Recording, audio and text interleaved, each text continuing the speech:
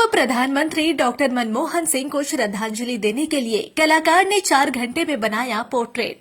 भारत के पूर्व प्रधानमंत्री डॉक्टर मनमोहन सिंह के निधन पर श्रद्धांजलि देने के लिए नदिया जिले के शांतिपुर के श्याम बाजार क्षेत्र के मिट्टी के शिल्पकार सूरज विश्वास ने महज 4 घंटे में एक पूर्ण मिट्टी का पोर्ट्रेट बनाया है।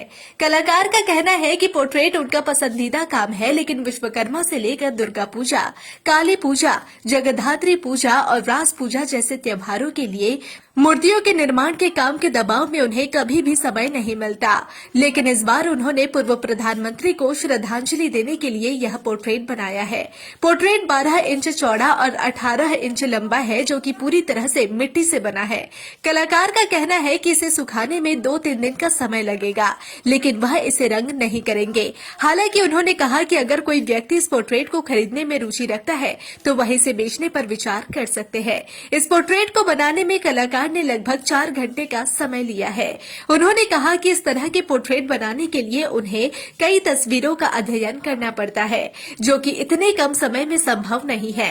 लेकिन उन्होंने इस पोर्ट्रेट को बनाने के लिए अपनी पूरी कोशिश की है। দাদা এটা কত কত সময় লাগলো করতে? এটা 4-5 ঘন্টা। মানে কি কবে করে আরম্ভ করেছিল? আজ সকাল থেকে এই 10টা সকালে যখন জানতে পেরেছি যে দেশের প্রাক্তন প্রধানমন্ত্রী মারা গেছেন, এবার সেই হিসেবে তার প্রতি শ্রদ্ধা জানানোর জন্যই আমি এই কাজটা করছি। আচ্ছা, ওই ক্ষেত্রে প্রতিবারই কি এরকম সময় ফাঁকা থাকে আপনাদের? তা বলতে আমাদের মোটামুটি রাসের পর থেকে ফাঁকাই থাকি। এবার অবসর টাইমটা এই কাজগুলো করতে ভালো লাগে, তার মধ্যে এরকম শুনেছি সকালে, এর জন্য এটা তৈরি করা। পোর্ট্রেট এর আগে কোনো কিছু করেছিলেন নাকি এই প্রথম? ছোটখাটো করি। আচ্ছা, ঠাকুরের ক্ষেত্রে যেমন বিচুলি দেওয়া থাকে ভেতরে, এই ক্ষেত্রে তো তা থাকে না। না, তো এই ক্ষেত্রে কি পুরোটাই মাটি? তাহলে ওজনটা তো যথেষ্ট বেশি। হ্যাঁ, এটা ওজন বেশি হবে। রং যখন ডাইস করে ফাইবার করা হবে তখন হালকা হয়ে যাবে জিনিসটা। রং কি হবে? না, রং করব না, এটা এইভাবেই রেখে দেবো।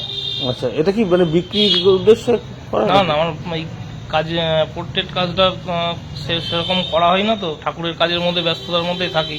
এবার সুযোগ পেয়েছি একটা করার, যার জন্যই করছি। তো সেক্ষেত্রে যদি কেউ কিনতে আসে তাহলে কি করবেন?